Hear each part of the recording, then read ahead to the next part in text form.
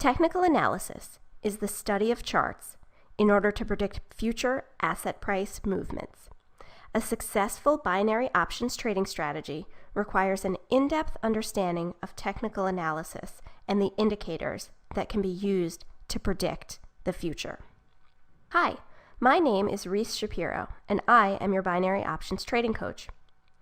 Earlier in this video series, we learned the basic principles of technical analysis. We learned how to read candlestick charts and the concept of momentum. We discussed support and resistance levels. In this video, we'll discuss more advanced technical analysis concepts, such as moving averages, crossovers, relative price measures, and volatility measures. This is the 7th lesson in our series.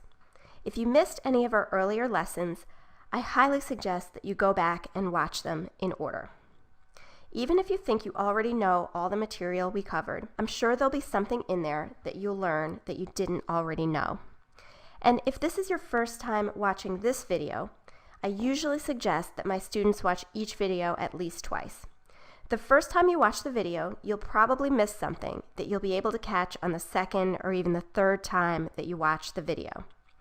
So watch the video, take some time to review your notes, and watch it again.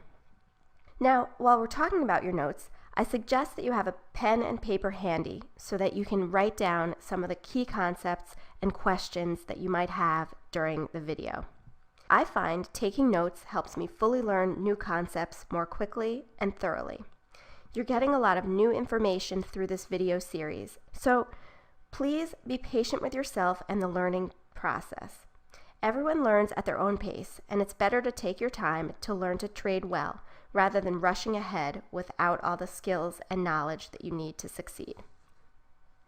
Now, in this lesson, we're going to cover some advanced charting techniques. You'll remember from our prior video that the basis for technical analysis is the candlestick chart. So I'm going to assume that everybody's watched that video. We're all familiar with candlestick charts. We've used them even a little bit in our trading, so I'm not going to go over that in detail again. If you feel you need to brush up on your skills on candlestick charts, please go back and watch our earlier video. Now, in that earlier video, we talked about the concept of support and resistance. Now, support and resistance levels are very important levels when it comes to trading, because support and resistance levels can indicate a change in the momentum. If an asset is trending higher towards a resistance level, the momentum might change at that point and head back lower. And similarly, if an asset is trending lower towards a support level, that support level might indicate a change in the future trajectory of the asset.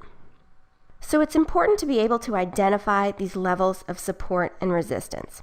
And we talked about these levels being around certain price levels sometimes, but not always round number prices as an example. There are some other important levels that you'll need to be aware of when it comes to support and resistance. And those levels are called moving averages. Now, what is a moving average? Well, a moving average is a plot of the average level of the asset over a given number of prior periods. For example, at any point in time, the 20-period moving average is the average of the price of the asset over the previous 20 periods. Now, there's no magic to the number 20. You can use any number you want. You can use 20, 30, heck, you can use 22 days if you want. But some of the more commonly used moving averages are 20 periods, 50 periods, and 200 periods.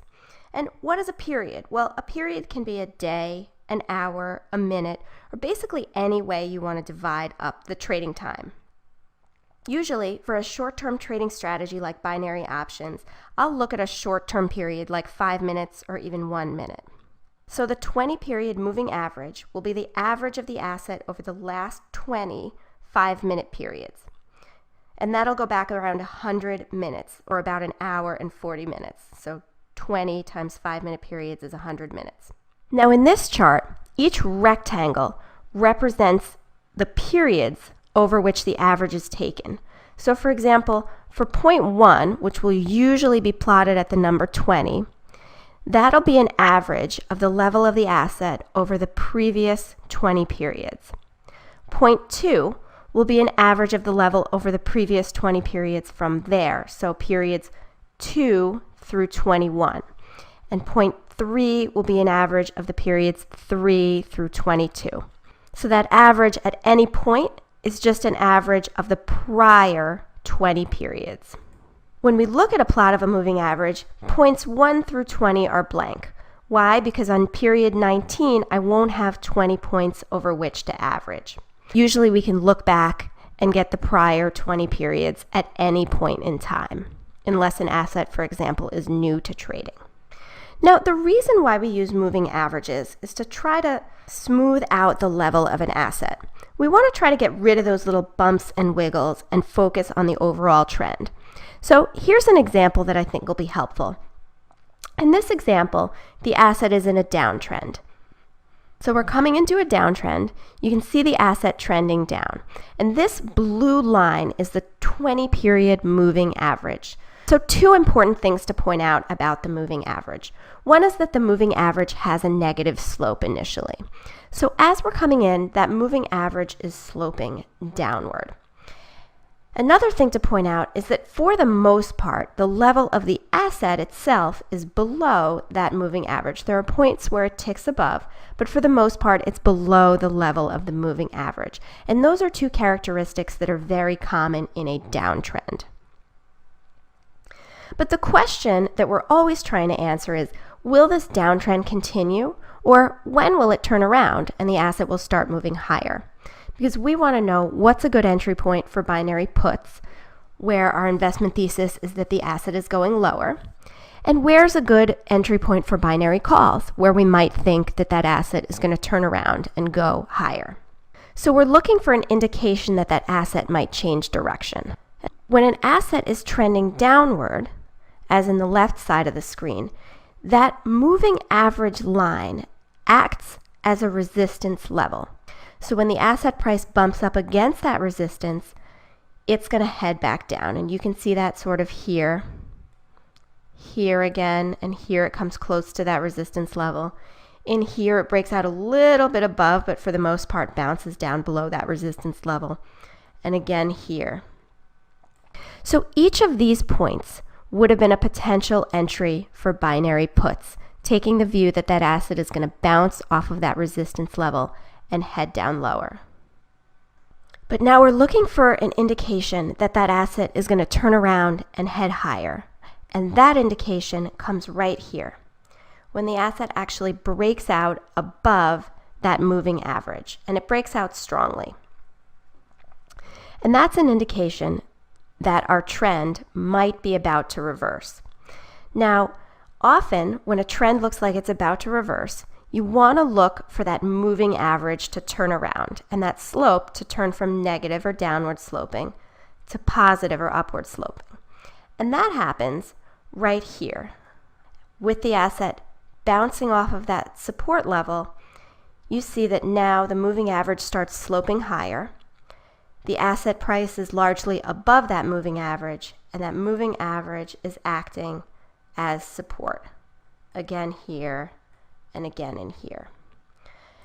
Now each of these points where the asset bounces off of that support level could be an entry for binary call options with an investment thesis that that asset is now headed higher.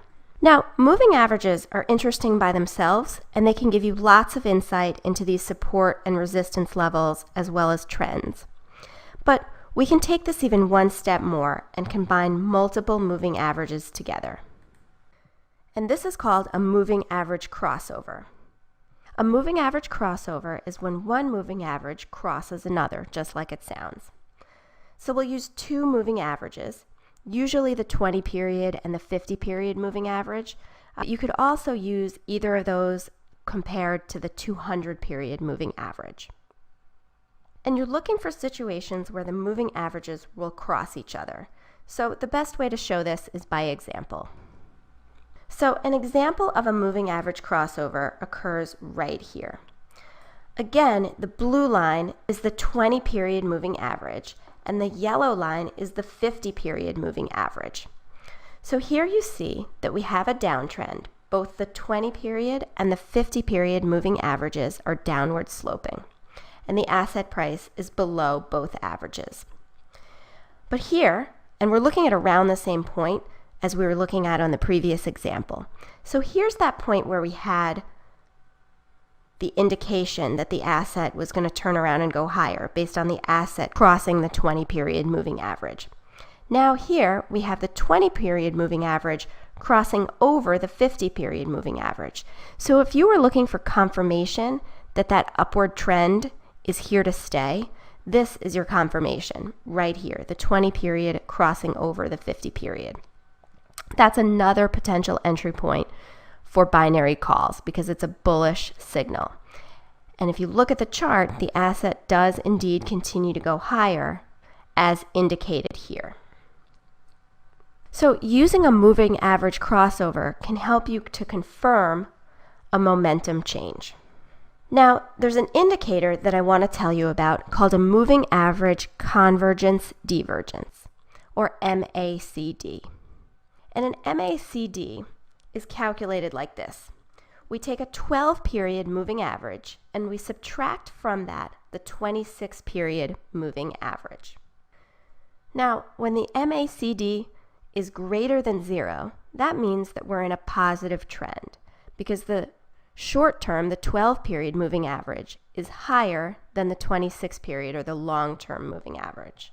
And similarly, when MACD is less than 0, we're in a negative trend. Because term is going to be below the longer term moving average. Now, if that wasn't complicated enough, we then take a 9-period moving average of the MACD, yeah, that's right, and we call that a signal line. And when MACD crosses the signal line, that becomes your indicator to enter trades. Now, if this sounds really complicated, don't worry, just hold on. I'm going to show you an example. It'll be really simple. So here's an example. And MACD is usually plotted on its own chart because it uses a different y-axis than the asset level. So here we have a chart of MACD. And if your screen monitor isn't showing this up really well, let me just help you out a little bit. This light blue is the MACD, and the white is the moving average of the MACD. So that's our signal line. And I'm looking at this one particular point right here, where the blue line was below the white line, but it crosses above. And that's the type of indicator that we look for a bullish signal, so we're going to buy binary calls. Now, I drew this blue vertical line in to help you see where exactly that happened with the asset price. Because right here, what happened is we saw that crossover, and what happened? The asset trended higher. That's a bullish indicator, so if we bought binary calls here, we would have made money. So that's MACD. Let's talk about another indicator called Bollinger Bands. Now, Bollinger Bands is a technical indicator that was developed by a guy named John Bollinger, that's why they're called Bollinger Bands, in about the 1980s.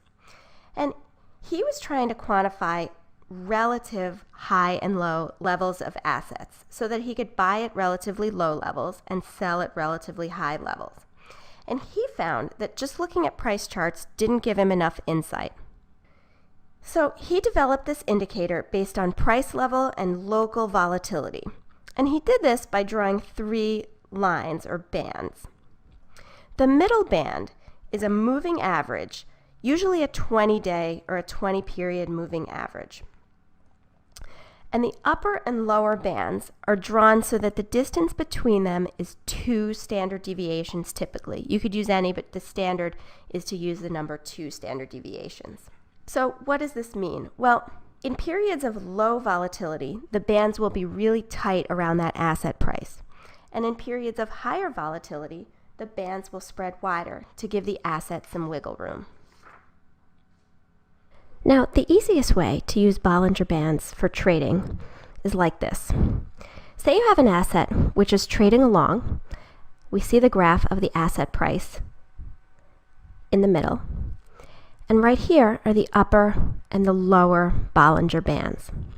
Situations like this where it's close to the top band are an indication that the asset might be ready for a change in momentum, and therefore that would be an entry point for binary puts. And similarly, when the asset approaches the bottom band, that's potentially a bullish signal and an entry point for binary calls.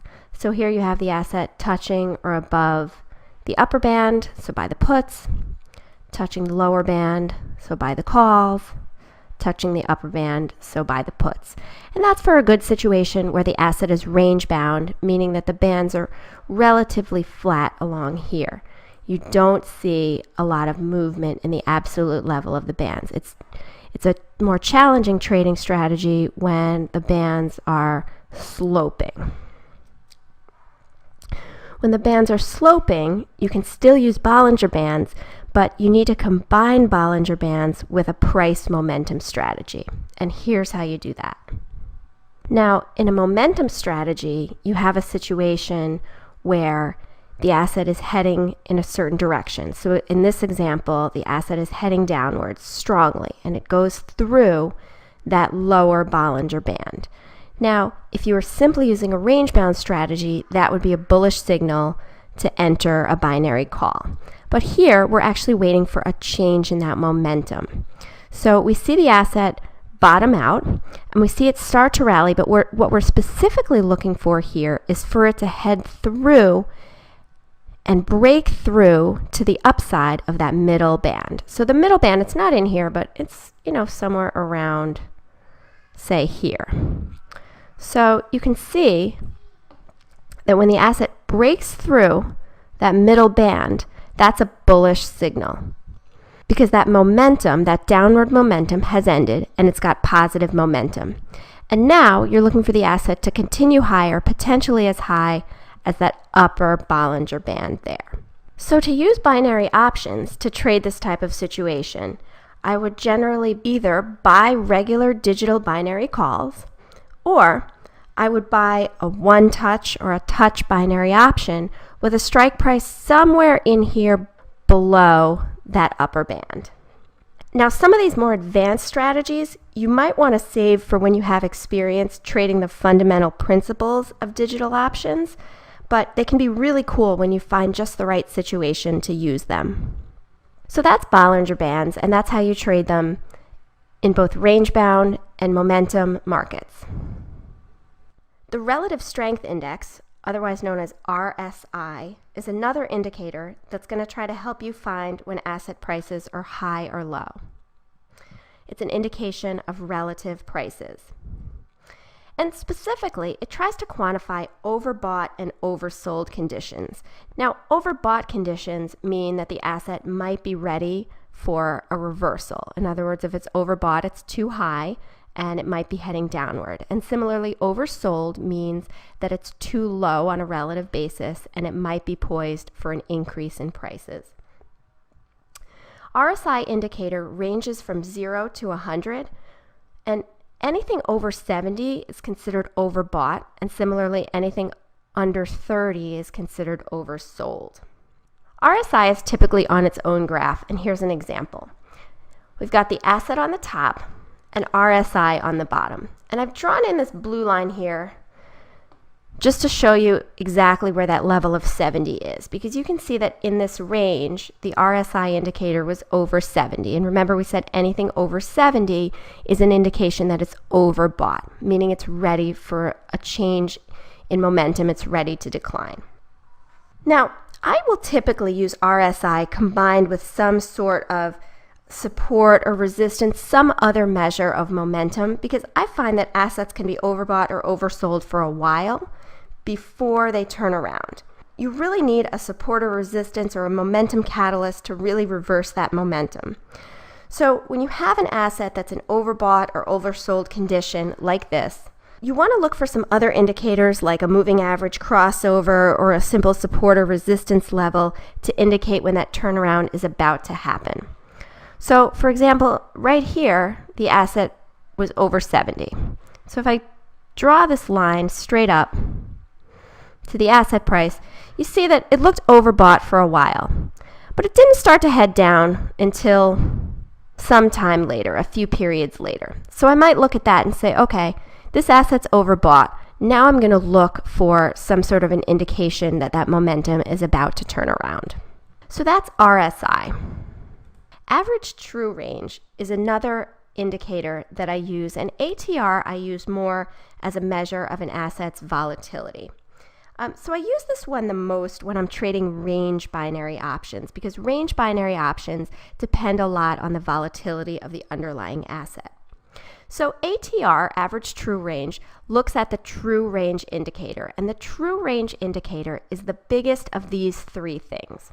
Today's high minus yesterday's close minus today's low, and today's high minus today's low.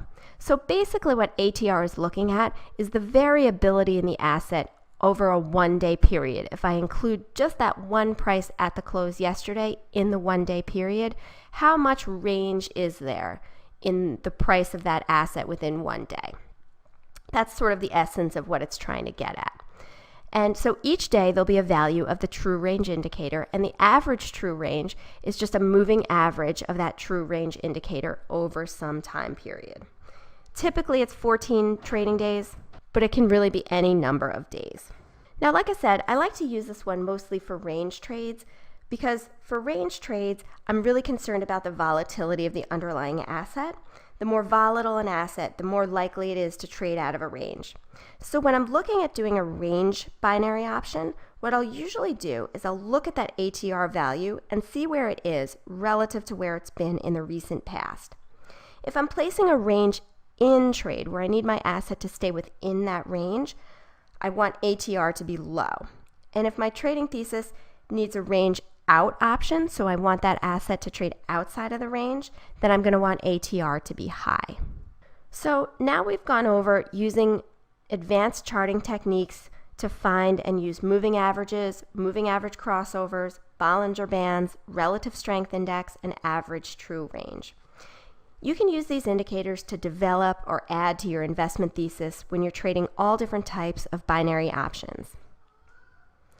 So if you have any questions, you can send them to us at any time. We'll be happy to help you fine-tune your trading abilities and make sure you succeed. Now, before I end this video, I'm going to go over a question that I often get from my students so that you can all benefit from the answer. So a lot of my students ask me what to do if technical indicators are not lining up. So you might have a moving average crossover, which indicates a potential movement in one direction, with a relative strength index indicating a move in the other direction. You might have 2 or 3 indicators that agree, but another that's in opposition. So in that type of case, you really have to go with the highest probability situation. Technical analysis is kind of an art in addition to the science, because there are so many different indicators and you need to figure out what's the most likely thing that's going to happen. And if you have too many contradictions where you just can't figure out what's going to happen, just stay out of the market until something shapes up that looks good. You don't have to trade every situation all the time. Sometimes I find when I'm looking at technical indicators, I just keep an eye on them, continue to watch, and sooner or later something will come up that looks great for trading. You don't have to trade all the time. You only want to trade when things look high probability. So that's it for this lesson.